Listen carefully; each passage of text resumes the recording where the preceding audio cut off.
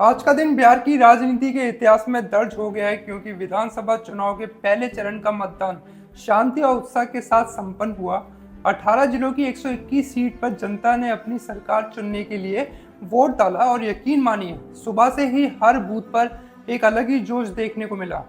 कहीं बुजुर्ग अपनी लाठी के सहारे तो कहीं युवा पहली बार वोट डालने के उत्साह से लंबी कतार में खड़े दिखे।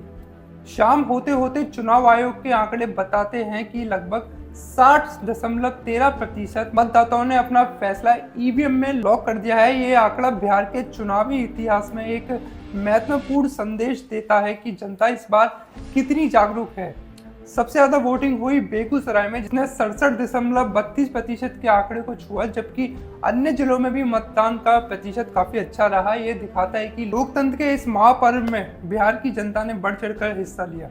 इस पहले चरण के चुनाव में कई बड़े दिग्गज उम्मीदवार मैदान में हैं, जिसमें तेजस्वी यादव, तेज प्रताप और डिप्टी सीएम सम्राट चौधरी जैसे बड़े नाम शामिल हैं। सिर्फ उम्मीदवार ही नहीं, भोजपुरी फिल्म इंडस्ट्री के पावर स्टार पवन सिंह ने भी सबसे पहले वोट डालकर सभी से अपील की कि लोकतंत्र को मजबूत बनाने के लिए मतदान जरूर करें। हालांकि इस पूरे चुनावी ड्रामे में थोड़ी बहुत टेंशन अगर गर्मा गर्मी भी देखने को मिली। लखीसराय में डिप्टी सीएम विजय सिन्हा की गाड़ी पर पथराव की खबर आई, जिसके बाद मौके पर तनाव पैदा हो गया और जब उनकी भिड़ंत राजद के एमएलसी अजय सिंह से हुई तो माहौल और भी ज्यादा चुनावी मसाला बन गया। इस तरह की छोटी बड़ी झड़पें दिखाती हैं कि बिहार में ये चुनाव सिर्फ वोटिंग नहीं बल्कि एक जज्बाती जंग बन चुका है। और इस पूरे चुनावी माहौल के केंद्र में रहे प्रधानमंत्री नरेंद्र मोदी, जिन्होंने वोटिंग वाले दिन भी औरैया और भागलपुर में धमाकेदार रैलियां करके चुनावी पारा और बढ़ा दिया। पीएम मोदी का निशाना सीधे सीधे विपक्ष पर था, खासकर राजद के शासनकाल पर। पीएम मोदी ने बोला, मैं आपको याद दिलाना चाहता हूं 15 साल, वो 15 साल जो उन्होंने बिहार के लूटे। उस दौरान क्या हुआ? कोई एक्सप्रेसवे बना, कोई बड़ा पुल बना, कोई आईआईटी, एम्स या केंद्रीय विश्वविद्यालय खुला? जवाब है नील बटे सन्नाटा। पीएम मोदी ने 1990 से 2005 तक के उस दौर को, जिसे वे जंगल राज कहते हैं, बिहार की बर्बादी का कारण बताया।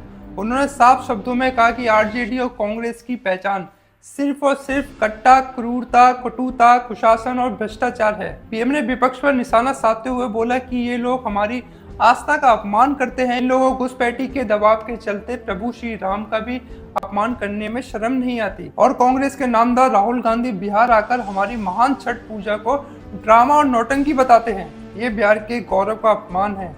उन्होंने कहा कि एनडीए ने ही बिहार को उस जंगल राज से बाहर निकाला और विकास की पटरी पर वापस लाया।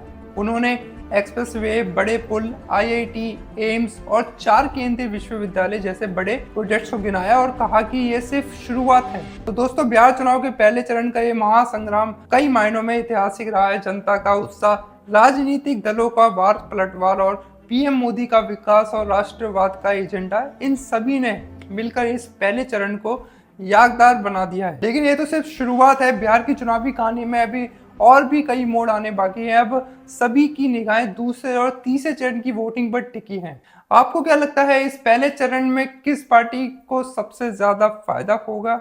अपनी राय कमेंट में जरूर बताएं। मैं अमन दीक्षित आपसे विदा लेता हूं। मिलूंगा आपसे अगली वीडियो में। तब तक देखते रहें ताजा खबर।